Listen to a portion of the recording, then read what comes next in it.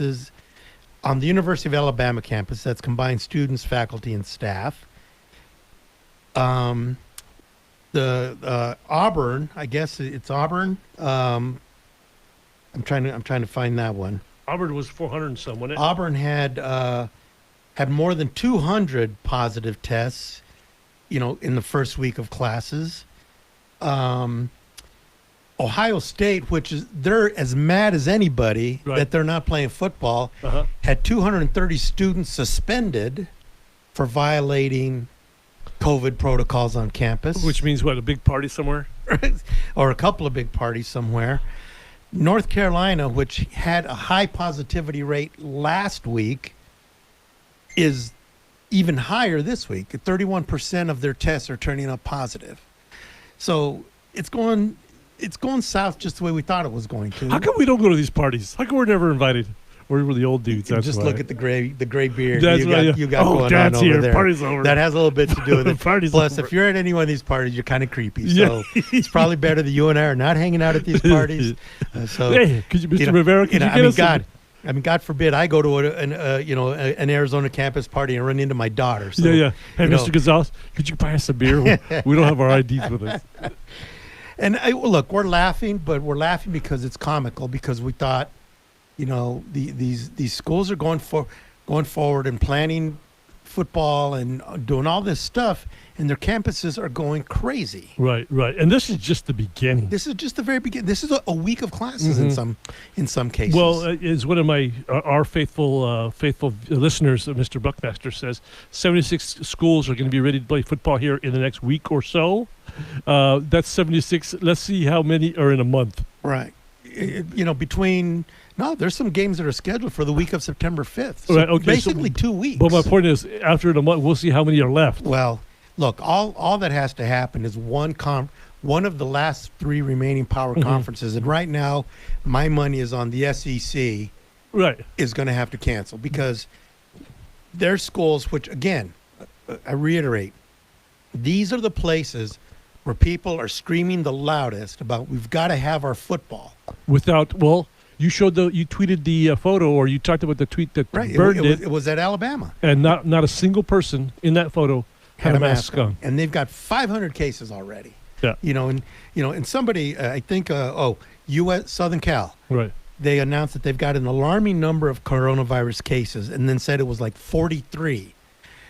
If that's alarming to them, what is 500 cases at Alabama? Is that alarming? It's called Tuesday. And the funny thing about it is, on the tweet thread where I saw that information, somebody immediately said 43 out of 20,000 students. Why is that a big deal? Well, it's a big deal because those 43 then become 143, and then 1,000, and and on and on. They've never had ants in your house. Right. You found one. There's two. There's two. There's four. But then you go to again a place like Auburn or a place like Alabama, which again hotbeds of football. Now they're hotbeds of COVID. North Carolina State, they've stopped all their athletic activities. They didn't give a number, but they said they have a cluster of cases within their athletic programs. Well, your daughter is going to Duke. They stopped their fall. Right. Their fall attendance. Right. They're not going to have. They're not going to have fans at any of their sports. It's Duke. No one goes to those games. That's Duke. Well, they're studying. I'm going to say those people are smarter than that. with the good answer. With the air quotes. Yeah. Wait till she comes back when she's really smart. And here's my favorite one of the day. A University of Tennessee student who was already facing disciplinary action for violating COVID protocols, caught COVID, so he had it, was put in isolation, left isolation, and got caught at another party. It had to be a good party to go to. I'm guessing, man. He, maybe could have been the host. Yeah, you could have been the host. Again and again, that's the area where these people are screaming the loudest. Yeah, no. I'm saying the over-under for football ending is October 1st. Yeah, you can't. You just look. And I know a couple of times I thought we're gonna, we're gonna be better. They're gonna make it. They're gonna be better than this.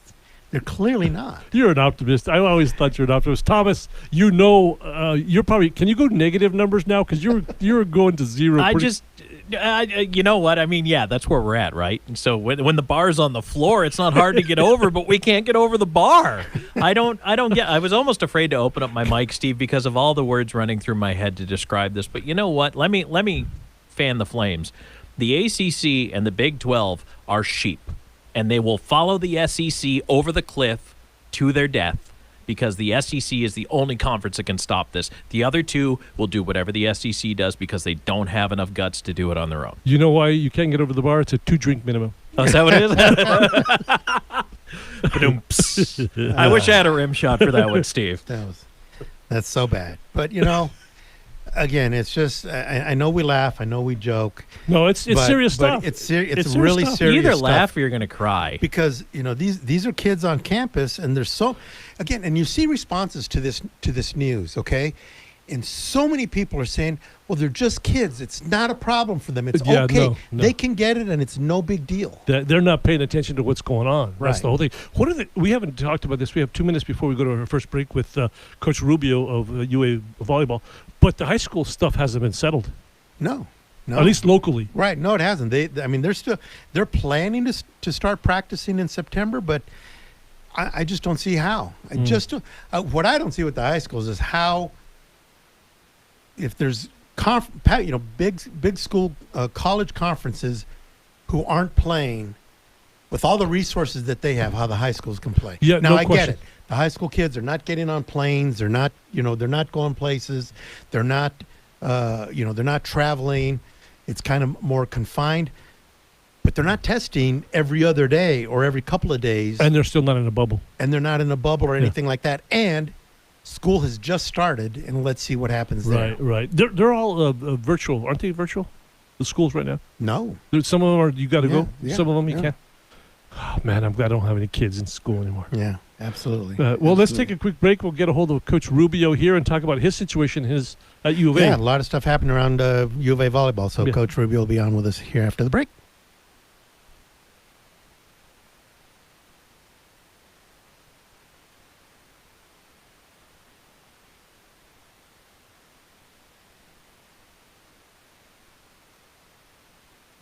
CBS News at the top and bottom of every hour. 1030 The Voice. Trusted local news and talk. Hi, I'm Ron Hess from the Window Depot. You know about our great prices and our biggest inventory on windows and doors. Well, now the Window Depot is the place for all your kitchen cabinets. And that's not all. Now you can get granite countertops at the Window Depot. That's right, we now stock a large variety of prefab granite countertops starting at $116 for a 9-foot section. That's less than Formica. So come into the Window Depot today, because now we have granite. These days, most families are concerned with having the right insurance coverage. Protecting your family, home, auto, and other valuable possessions can be challenging and sometimes expensive. Crest Insurance gives you flexible options and solutions while saving you money. Insurance is not one size fits all, and at Crest, we find the coverage that's best for you and your family. Visit us online at www.crestins.com or call us toll free at 888-881-5765. 1030 The Voice is committed to supporting our local businesses. Many are struggling. We want to help them get the word out that they're still open and ready to serve you. Go to kvoi.com, click on the Stay Tucson Strong page, where you can find a link to support our business partners. You can make your dollar count by buying from local businesses and in return, help them keep their workers employed. Find out more at kvoi.com. Together, we can stay Tucson strong with 1030 The Voice. Trusted local news and talk. 1030 The Voice.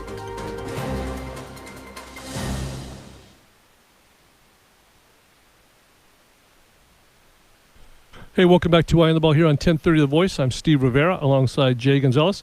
And on the phone we have Dave Rubio, the head volleyball coach at U of A. Coach, how the heck are you under these conditions? I'm good. I'm actually a little bit better now that I heard your lead-in song by the Stones. Yeah. So right in the wheelhouse, right in your wheelhouse. That's right. I'm a classic rock guy, so right where I grew up. Well, there you go.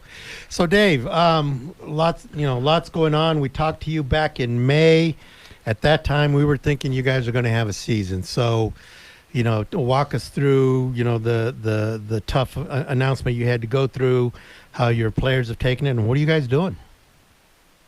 Yeah, it's been an interesting 6 months or 5 months since, we came back, or actually never did come back from spring break, which was right when the basketball tournament was happening, and then they just, they called everything off in the spring. And so we thought, and I really felt that we were going to have a solution to this pandemic. And by the time we got to our fall season, and it actually seems to have gotten, as the research has come forth, that it was pretty obvious that we weren't going to be able to do this in a fashion that was going to be safe for the student athletes. And so it's been a kind of a roller coaster of emotions because, we didn't get shut down until, just maybe a week after August, the first week in August. So it's been difficult for the student athletes. They were coming on, the 10th is when they reported in August, and that weekend before they reported is when they decided to cancel. The Pac-12 made the announcement that they were going to cancel the fall season. So, and then the following week, the NCAA came out and said the same thing. So it's been difficult for them. I feel bad for the student athletes. Right now we're going through our protocol still. Today was the first day, as you know, the first day of school at U of A, and this was our kind of the third phase that we were to be in, and today was also going to be the day that was going to allow us to be with our team in two separate groups. We only had 3 players that were eligible. Everyone else was in quarantine, so things are up and down a little bit for us. Have you been going to the office and maybe even today, what the mood has been like, if you have been, or maybe what I don't want to say buzz on campus is, but is there? Well, we've been going into practice. We've been going to the office for the last 3 weeks. Since August 10th, we've been going in with our players being on campus, and we had to go through the proper steps in order to be allowed to be on campus. And so we've been, pretty much daily being there from the morning until, late in the afternoon. So there's not really much of a buzz. It's only us and soccer, the fall sports that are there. And so you really don't see anybody. I saw compliance today. They were in today. But it's really, there's not much going on in McHale. Is it kind of eerie around McHale? I mean, with just kind of being empty. What does it feel like? For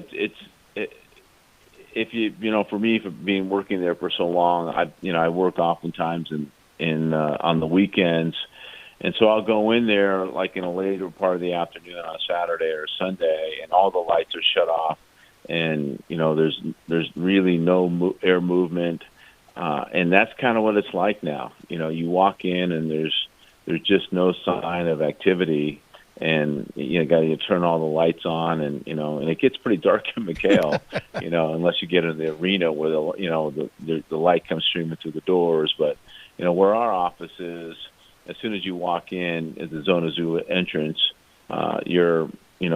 it's pretty dark. So. But it's desolate, it's different from what, you're kind of accustomed to. And because, especially this time of year, all the student athletes are on campus and it's a beehive of activity.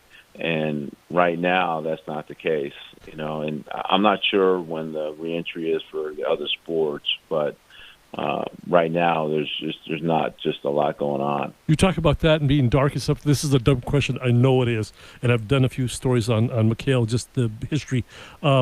Is it haunted? Is there a haunted? is there like a victories lost somewhere in there?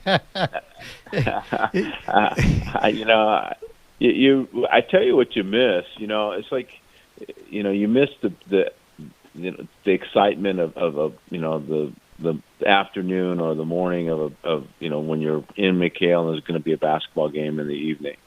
You miss the excitement that goes around with that, and you miss then walking the halls and running in the student athletes, and you miss going down in the weight room and seeing this with the weight training staff and going in the training room and checking out those things. And, you just miss running into people. You just, McHale being such a close-knit community because of the way it's set up, you really do miss the universities around the country of our size, have a lot of different facilities, their own basketball facility, their own football facility, and then all the other sports are spread out. And I'm so thankful that because there really is a sense of community and family within McHale. And, I really miss that when I'm down there because I'm down there every day now. Yeah. So on top of everything else, now your season is going to run at the same time as the women's basketball season. And one of your top recruits is, going to go play basketball. And I know, you're a team player, and, I read your, your quotes about, you're in full support of her going to play, basketball. But again, is that just a kind of another, shot to the gut, or how do you take that? Yeah, when everything was shut down in the spring, in the back of my mind, I was hoping that we were going to be able to have the fall, because then we would have Lauren, during the season, and then she would transition into basketball, after the volleyball season was finished. And as we got closer, and it became more obvious that it looked like the fall season was going to be canceled. I knew this was going to be inevitable, and I knew that Lauren's best decision would be to play basketball instead of volleyball in the spring. It makes all the sense in the world. But Lauren is a potential game changer for us, as she is, I think, with basketball. I'm not quite sure what kind of basketball player she is as I am a volleyball player. But I'm sure I think she's more skilled and further along in the game of basketball than she is at volleyball. But in volleyball, the position she plays, because of her size and athleticism and just her general frame of mind and mindset, it will take her some time to kind of transition into our game at our level, but it won't take her long. Yeah. And she'll make a real impact for us. And, there's still, the door is still open that depending on when the two seasons run, that she might be able to come back, if we're running, all the way till May. And they're talking about, the word I've heard is that the championships for volleyball will be in May. But we're not sure when women's basketball will start. The season will start, right? And so who knows how deep it'll run into the spring or the summer. Well, there just aren't a lot of 6'5", female athletes, right? Very good ones, yeah. They're not a dime a dozen, right? Yeah, on the second phase of reentry for us is they work solely with strength and conditioning coach only, so there's no volleyball activity.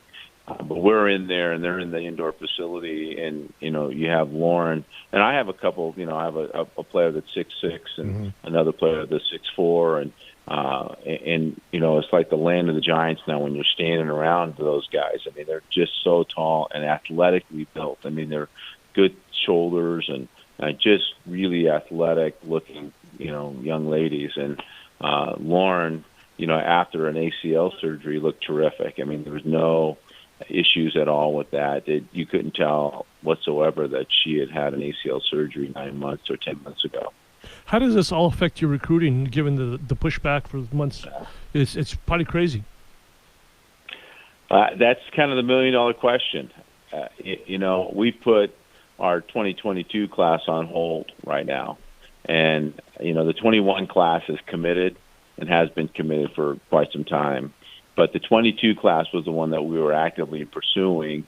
And right now, we've completely shut that down and said, look, we're not sure what's going to be available in that class. So, it's too hard to tell, but it definitely has put things in limbo for us, and I'm sure not just for us, but even for the 21 class, for a lot of schools, there's situations where teams may have over-recruited because they always anticipate one or two players leaving, which is normal now with the transfer portal. so you're going to end up having a couple scholarships at the end of the season or at the end of the semester that you weren't planning on. And so sometimes, coaches will over-recruit. But if there's no season, then there's no reason for players to leave, and then that means that you're over in the scholarship count. So that means you're pulling scholarships from kids that maybe you potentially have committed to. The whole math of all of that, because when you've got, athletes that are going to get another year of eligibility, and who's going to pay for that? Are they going to change the scholarship limits? I mean, like you said, it's $1 million question. When does all that get figured out? Do you have any idea? We know for sure that they're not going to burn that year of eligibility, even if there is a championship in the spring. It's interesting that the NCAA decided to go down that route, down that road. And, because if there is a spring, I thought that if there was a spring championship and we would have, whatever the number of matches they allow us to play before the championship began, they're talking about a 6-week season is what I'm understanding. And we'll see what, hopefully in the next couple of weeks, I'm sure they'll come out with a definitive number of dates that we can play. And then in the championship, they're talking about a 32-team bracket, which makes it awfully tough because then it's only the automatic qualifiers that are going to make it. In our conference, there's, 8 to 10 teams that are at-large berths. So when you only get to pick one out of the Pac-12, that's a really tough pill to swallow. So, at this point, it's just hard to predict. I thought the NCAA would come back and they would say, look, if we have a spring championship season, then they burn the year of eligibility. The question is going to be budget.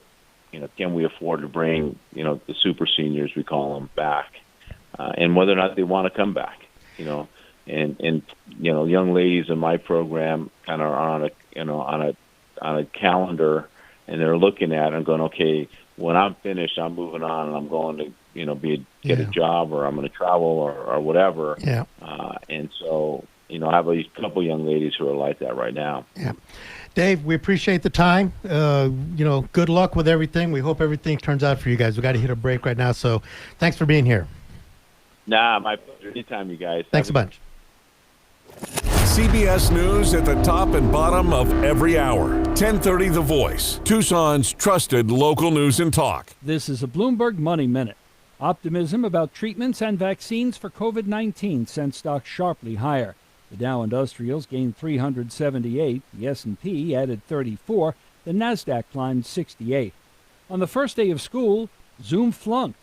The video conferencing company suffered several hours of partial outages on the first day of school for students in many parts of the country. Reports say service has since been restored.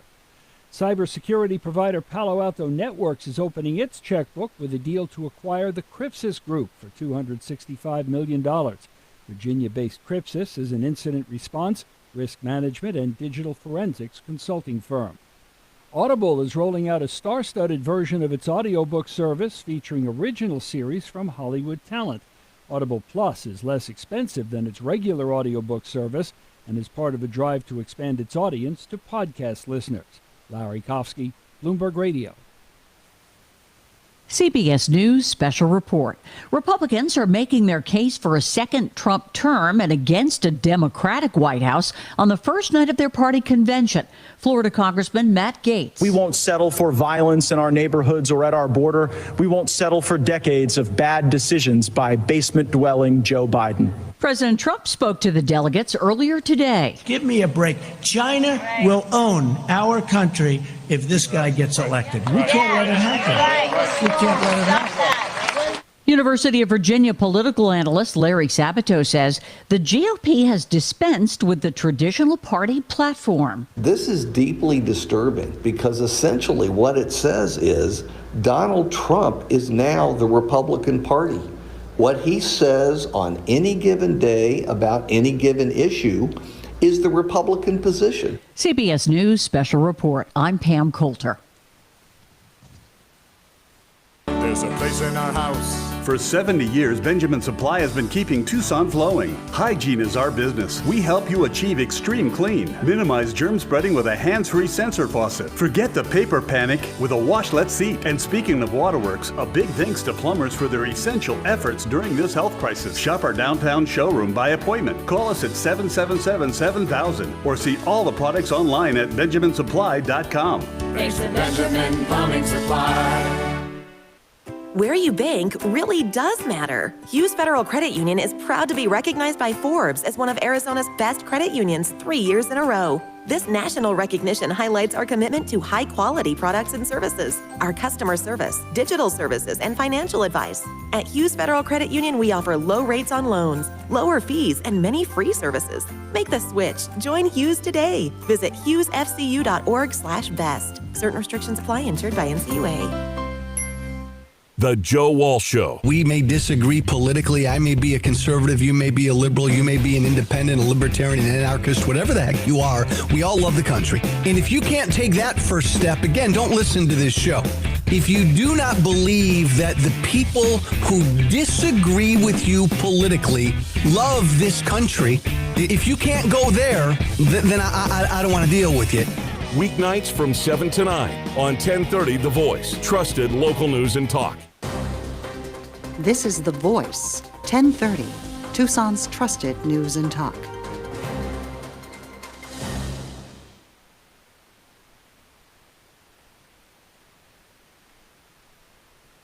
Hey, welcome back to Eye on the Ball here on 1030 The Voice. I'm Steve Rivera alongside Jay Gonzales. Good to have Dave Rubio over here. I wanted to say what the world needs today is more Dave Rubio videos of him and his mom dancing. Well, I was going to, didn't get a chance, but I was going to ask him if, is he getting furlough days, or maybe he can do a day of, online ballroom dancing lessons or stuff like that. What was that, like, famous dance place that you can kind of go and get lessons here, like one of those like Fred Astaire studio places? Oh, well, yeah, it was that. There was a Fred Astaire studio. The Dave Rubio studio. Or you could go to any one of the country western bars and get, Moonstruck, or what was it called? Get some country swing dances and stuff like that. There was the Stumble In, the Wild Wild West. Oh, you're really dating yourself now. The Moonstruck. What is the it? Outlaw. That's really, Stumble In. Holy moly. Yeah. I wasn't here, but I heard there were some stories there. Yeah, I know. Oh, God. I was about to say something really bad about my wife, and I just took it. I swallowed it. You don't want. I need a co-host. I don't want. She knows where I'm going with on the Stumble In thing, though. Okay. No, good. It's, you know what? Everyone's going to go through this, not just Arizona. It's every school in the country. Well, yeah, and we've kind of been going through the Arizona coaches again, talking about, and especially, some of the coaches who back in the spring, they were the fall coaches, and when we talked to them last time, they thought they were going to have a season this fall. They had a chance, and things were going to change. With Dia Barnes, we're trying to get Dia Barnes back on the show. We've talked to Tony Amato, women's soccer. Dave Rubio. We're going to talk. We're going to try and get Candrea. All these teams that it's hit everybody now, right? Every coach at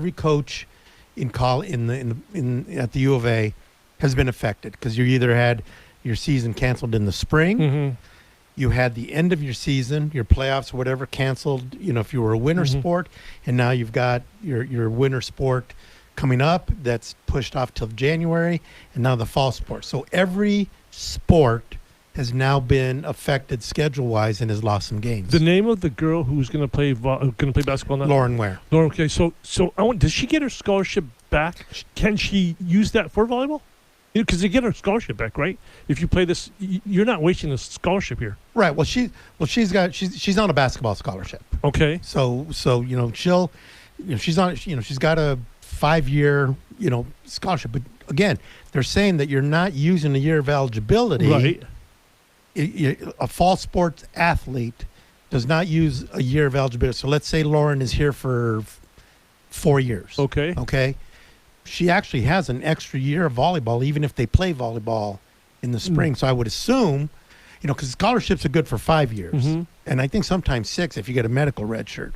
So, she'll be able to play. She can be here 5 years if she wants to play be, a season or and two. be under scholarship. And she could get an extra volleyball season. Although she's going to miss most of it, even if they do play, because she's going to be playing basketball, assuming basketball gets played. Right. So, there's some hope, because the women's basketball team is going to be very good. Yes. And the volleyball team has always really good potential. So yeah. So we'll see. The minor sports, let me tell you something. I think you weren't with me when I talked a lot about this, that over the last year and a half, it was the minor sports that carried the University of Arizona athletic program. Yes, and it has been. Softball, women's basketball, women's volleyball, golf, all of those, absolutely. And that's where they've been kind of hanging their hat as football has floundered over the last several years. Basketball has been good, but not great. Baseball's been good, but it's been a while since they've made the tournament, so they've I'm not going to say they've struggled. They've been pretty good. They just haven't gotten into the NCAA tournament. Although again, we talked to Jay Johnson. He was pretty fired up and thought they were headed for a lot of good things when their season got was ended right before the conference season started. Right. The one thing I wanted to ask, I think we talked about this because we had Sumlin's clips from his press conference on Thursday. I think it was that. Do you think that he could have started to build some momentum, whether they won some games or not? In your eyes, you had them winning some games, but that killed some momentum that they could have had going into this year. I feel like it did because I got a sense that recruiting had picked up a little bit, and there was just a little more buzz around the program than normal. Yeah, than there had been, let's say, over the last, especially towards the end of last year. Because there was no buzz. There was zero buzz at the end of last year. I mean, look, I was in Las Vegas with some friends the day of the ASU U of A football game.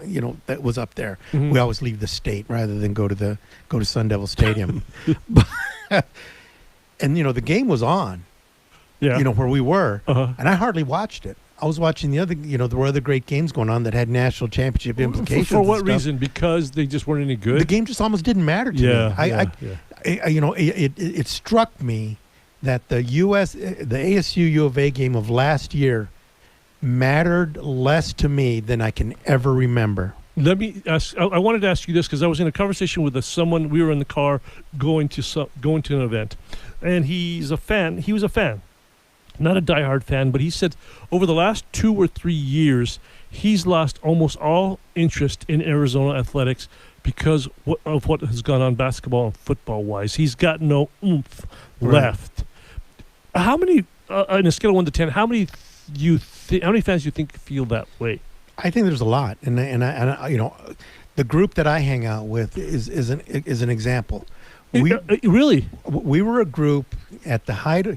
We called ourselves Section 18 because we sat in Section 18. You guys are overzealous, dude. You guys are fans. Right. We were out of control. Yeah. Okay. We had, we basically set up a sports bar on the tailgate lawn because we had 3 spots.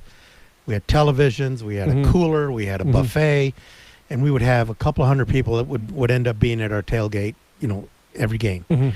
And, they got tiresome for us. And our crowd started to whittle down. At the height of it, we had a group of 70 people that sat together. We all bought tickets together and sat in a huge group. Oh, wow. Okay. We're down to like 8. You're talking about like 1998-ish? We're talking in the 90s. Yeah. In the 90s, early 2000s. A lot of it, even during the Mike Stoops era. Look, we made it through the John Malkovich era and into the Mike Stoops era with that group. We had 50, 60, 70 people in our group. So what was it? At the end of the day, what was people just stopped getting tickets for a lot of different reasons. Winning was one. Game times was one. We kind of split up. People said, "Well, I'm still coming to games, but I'm not coming to all the games." And it became, I think it became more of a chore to go to a game, and then I think it also became, the not winning. Yeah. Well, not winning is probably the major one, but the 7, that's a lot of people. But when he said this to me, I'm thinking, that'd be a good topic because if there's one, there's a few, and you're proving to me that there is a lot more than a few. Yeah. There's a lot. How do you get that back? By winning? Winning does it. Look, remember 2014, the year they won the Pac-12 South. Surprisingly, yes. That was probably the top 2 or 3 fun seasons in my lifetime. Okay. In terms of just because you didn't expect anything, right? In terms of just flat fun going to the games, I think I would even put that at the top because even 98 when they went 12-1, that was an incredible season. But I don't know why Dick Tomey was such a good friend of mine. I felt pressure going to those games. They weren't as fun for me as it was in 2014 because I just felt like I so bad wanted Dick to get to the Rose Bowl. You're pulling. I was pulling for him. And you wanted to go too. And I wanted to go too. So wait, so in 2014, of those 70, how many were left?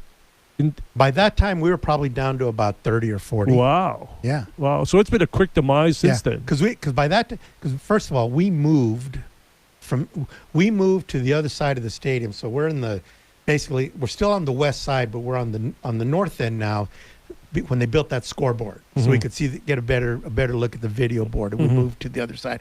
When we made that move, we lost a lot of people. A lot of people said, "I'm just not going to renew." But literally, we're down to like 8 or 10. Wow. And I have 4 of those. So you're down to 4. Yeah, my boy Tom, who will stay for any game, for any score, needs to join you. Yeah, but our tailgate is down to a handful of people, because some people that come to that don't sit with us. But we're down to about maybe 15 or 20 come to our tailgate. Literally, we would have 200 people at our tailgate party. Thomas? Well, and I understand what Jay's saying because and some of that is just life. People have kids or they move or their work hours change or whatever. So there's reasons. But I think with any program that goes through peaks and valleys, when you hit the valley, you lose a lot of that. When you start winning, it comes back up. But here's the thing. I think, especially with basketball here, the bar's been set pretty darn high. The expectations are high, even though you've won one time since most people have been alive in basketball. That doesn't matter. You won. And so that's what people expect. And when they don't see that, then they're like, well, this is terrible. This is terrible. It's like, really? I mean, look at the last 10 years. Yeah, but we've been seeing it kind of go, it's flatlined at the best. Yeah, but there are so many things in play. There's the whole social media piece of it, and people, football or both. Both complaining on social media, and sure. and the ball gets rolling. Well, I'm not going to the games anymore because of this, that, or the other. Yeah. I don't like Coach Miller. I don't like Coach Sumlin. I don't like Coach Rich Rod. I don't like the 8:30 games. Yeah. The balls get rolling on that stuff, and it's hard to get that back. And then there's HD television. Yeah, and the beers are cheaper back home. Exactly. Sitting on the couch and watching it in HD, that's it. That's tough to beat. Yeah. It So really I don't think Arizona's going through in football with Sumlin and not winning and all that. I think it's going to take a long time before they regroup to get your 70 back is not coming back. You know that. Right. It's even to get it to 30 is going to be very difficult. I mean, there are some people that I thought would never give up tickets who don't come to the games anymore. Yeah. Or do they care? They care, but they don't come. The effort to come is too much. Part of it too is this group has gotten old. The stairs are a tough go for some of them. Right. And that's part of it. And the late times. But what I'm also seeing is, students. It's not. When I was a college student, going to the football game was the thing you did on Saturday. Did they leave at halftime? No. Are you out of your mind? The end of the game was the best part. Well, see, that's the whole thing right now. Because that's when all the parties started. You go at now it's I can't remember when they don't go at halftime. Right. Because they leave at halftime no matter what. Halftime, go to dirt bags or whatever. Yeah. That's because halftime's at 10:30 at night. And that's part of it. That's probably part of it. Yeah, you're probably right. But 7:30 games were when I was in college. We had a lot of 7:30 games, and you just stayed to the end, and then you went to the party after. Well, you had those big TVs. What do you see on that big TV? No, but you're right. I get it. I totally get it. I don't see them recovering anytime soon, ticket-wise. But it's it's like that all over though. It really is. True. It Well, really except is. for the crazy places like the SEC, like Alabama. Right? Yeah. Well, and they win too. They win pretty consistently. Well, they do. Winning does a lot of. But you know what? They're getting sick of it over there too. You hear Nick Saban complaining about their student section and they don't stick around. And stuff. Jay, they're literally getting sick over there. Let's take a break here on 10:30 The Voice.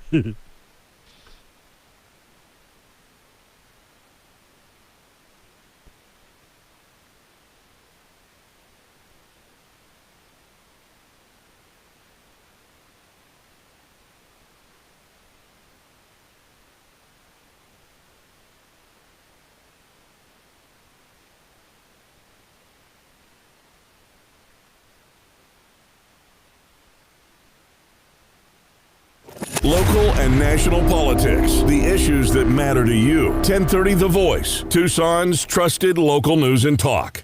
Camille Rivas Rutherford with Coldwell Banker Realty has been one of the top producing real estate agents in Tucson, Oro Valley, Marana, and Vail for more than 20 years. Let her help you find your dream home in southern Arizona. Her passion and enthusiasm for real estate has helped her become one of the most respected and trusted realtors in the area. And she was recently named a recipient of Coldwell Banker's 2019 International President's Circle Award. Camille's approach to sales and marketing and selling or buying a home is second to none. Give her a call at 520-250-5192.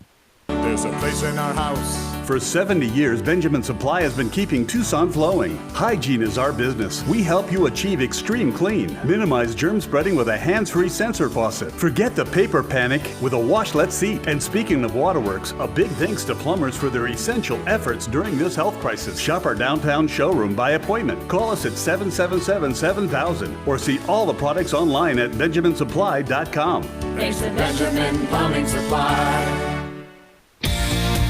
It's your town.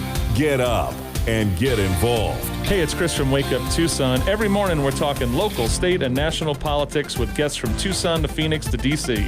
We're the show 9 out of 10 elected officials hope you don't listen to. We've also got you covered with Tucson culture, cuisine, and entertainment. And if it's happening in pop culture, we'll talk about it too. Wake up, Tucson. Weekday mornings, 6 to 9 on 1030 The Voice. Trusted local news and talk. Tucson's source for trusted news and talk. 1030 The Voice.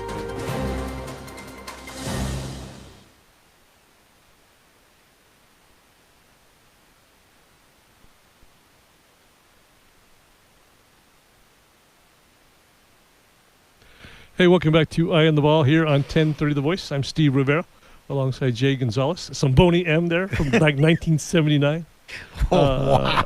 But I heard this at the Australia in the Olympic Games, and I thought, that's a cool song. You have to go through it more, but we'll get back to that later. Hey, so the NFL starts here in a little over 2 weeks. Right. It looks like we're going to get there, but there's still a lot of questions. Well, you know, the NFL's had some good news and some bad news this week. And you know, the good news is that they've done like almost 60,000 tests on staff and players, 23,000 of those tests on players, no positive tests among the players, and only 6 confirmed positive tests among staff. Mm-hmm. That's a great number. That's an incredible number considering they're not in the bubble. They're practicing, they're starting to hit, you know, they're doing all that stuff, and none of that's coming to fruition. They've, you know, again, they're not dealing with students on their campuses, right? So they're not in a bubble, but they're not on a college campus. But over the weekend, you know, they had 77 positive tests, and it turned out that they were all false positives from the same lab. So basically, all the teams that were sending their tests to this one lab got a bunch of positive tests. And now somebody looked at that and said, "Wait a minute, how can all these teams have these positive tests?" And they had the common element that they were all from the same lab. Well, it got checked into, and it turned out there was some level of contamination, and those were all false positives, which is good news. The bad news is, let's say that happens on a Saturday before games, and they don't figure it out before games. What's going to happen if all of a sudden, you know, 10 teams have positive tests from a place? They turn out to be, even if they turn out to be false positives, that screws up an entire schedule. And look, the NFL did not space out their schedule like the conferences are doing to make room for, you know, rescheduled games and stuff like that. They can't have a bunch of canceled games. So, again, just one more thing in there that says there's some issues with this, you know, going forward. Even if you're doing a great job, and people are doing what they're supposed to be doing to not have problems with the virus. Who's the this might be a dumb question because I don't care about the NFL right now. The favorite to win it all? You know, people are all over the Ravens again with Lamar Jackson, and you know, and then obviously the Chiefs. You know, I think the Chiefs are the odds-on favorite because you know they re-signed Patrick Mahomes, and then he didn't take so much money that they couldn't get other support. Yeah. You know how it is. You know, you go to the Super Bowl, or you do well in the playoffs, you're a favorite the next year. Right. No, that's always the case. That's always the case. So I think people are hoping to, thinking that they might see, the Packers bounce back. That Aaron Rodgers is due to have a really good season. In fact, our guest tomorrow, we're going to be able to talk a little bit about that. We're bringing in Patrick Finley, who's the brother of the sports editor at the Arizona Daily Star, twin brother, I should say. Patrick covers the Bears for the Chicago Sun-Times, used to be a sports writer here in Tucson. And we asked Patrick because we tried to get Nick Foles. We wanted to talk to him and try to get him, but we ran into some kind of a brick wall with the Bears media people. But Patrick covers the Bears. He's going to come on and talk to us a little bit about how it's going for that rarest of beings, which is a U of A quarterback in the NFL. We don't see a lot of those. In fact, I think he's one of only a couple that we've ever seen. But, Nick Foles he signed with the Bears, and he's in a quarterback battle with Trubisky. Yeah, Mitch Trubisky. And it's kind of being watched every day. It's sort of like there's an evaluation of it every day. So we want to talk to Pat Finley about how it's going for, one of the all-time favorite U of A players over there. But he's also going to talk to us about the Bears. We're going to talk to him about, just in general, things around the NFL. But we know there's a lot of Bears fans in Tucson. So, if you're a Bears fan, moved here from Chicago or whatever, tune in and you'll get some perspective on how things are going for the Bears. Right. No, that's good. We'll see what happens here in the next couple of weeks with the NFL. The NBA is moving right along, doing really well. Doing really well in the bubble over there. There was a Sports Illustrated report today. They surveyed 146 doctors that are familiar with COVID and they're not just some doctor out of some general practitioner somewhere. These are doctors who know all about COVID. They surveyed 146 of them. 90% of them, they basically asked them, would you play in the sports, NFL, NBA, NHL, Major League Baseball? 90% said that they would play in the NBA and the NHL. If they were an NBA player or an NHL player, they would play because of the bubble. Mm-hmm. All right, so they're all saying the bubble is great, it's working, I'd play. But 62% of them said I would not play if I was in the NFL, and 59% said I would not play if I was in Major League Baseball. And these are doctors. So it's an interesting thing. Look, the bubbles are working. No question. The bubbles are working. I can see why, for instance, Major League Baseball is already thinking about bubbling up, going to the bubble for the playoffs. Go to a place where they can just play multiple games, during the course of a day, and have them all, confined somewhere. Thomas, you want to say? Yeah, I just wanted to say the NHL announced today, as a matter of fact, we're in round 2 now. 0 positive tests since the beginning of the bubble in Canada. And there's only 8 teams left, so I don't think we're going to see one. That said, there was talk, and I think we talked about this last week, where if there is an NCAA tournament, and I love your idea of Vegas, how they could bubble the teams in Vegas, and it would be great. Well, and you know what they could do? I mean, Jesus, just go to Orlando. Where they just finish. Same difference? Because the thing in Orlando, look, you go to Vegas, there's still all kinds of stuff going on around you. Sure. The way they've got them locked up in Orlando, and my son talked some sense into me on this one, because I threw the Vegas idea out to him, and he's like, "Are you out of your mind?" They've got the facilities in Vegas. They're playing in 3 arenas in Vegas. They've got the hotels right there. It's all in one place. That place is locked down, and it's working. You're talking about Orlando. Yeah, that place is locked down and it's working. Sure. Go do it there. They need 4 because they're not going to have fans at the games anyways. Right. Don't tell your son not to poo-poo our idea here, because Vegas is perfect. I get it, because there's going to be people there, but you could still quarantine the kids. I know that's still difficult, but he's right. I know at the end of the day he's right. You can control it more in Orlando than you would in Vegas, because you'd have to put a bunch of them in a hotel next to the arena. Like the MGM Grand, the hotel is attached to the arena. But you know what? The hotels, the casinos and stuff are open. They're not going to be able to. They're not going to close the hotels to bring in, no, 8 NCAA teams. No. Okay, you know what would be fun, and it's never going to happen. What if we played the tournament in a bubble but outside? like a return to street ball. I know it'll never happen, but wouldn't it be cool? You got to play the wind. But it would be so much fun to see them play outside. What you play in Vegas at the football stadium, the new one.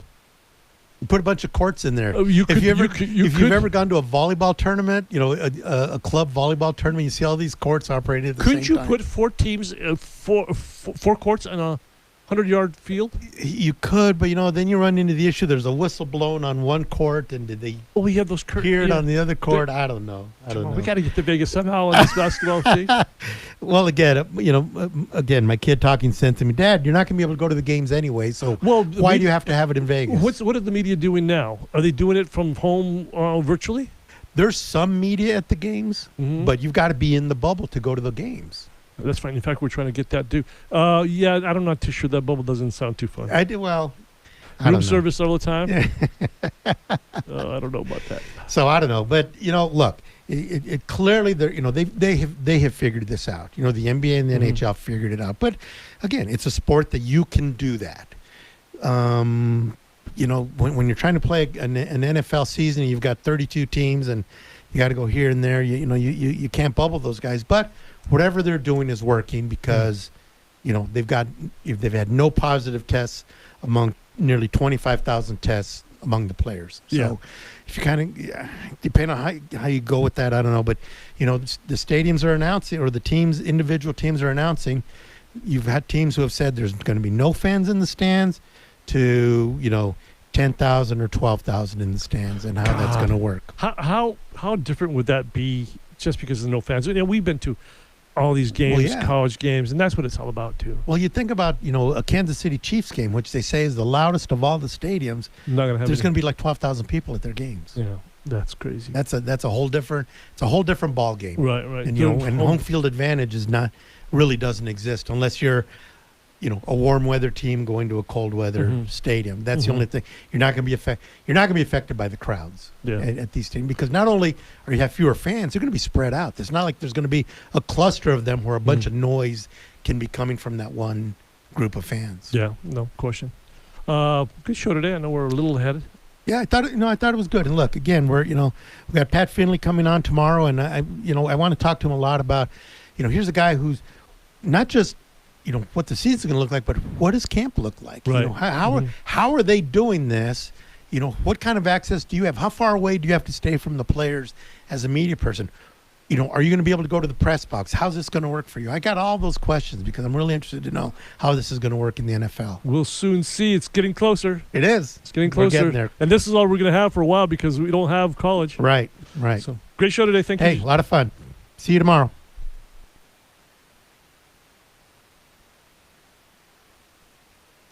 KVOI Cortero, AM 1030.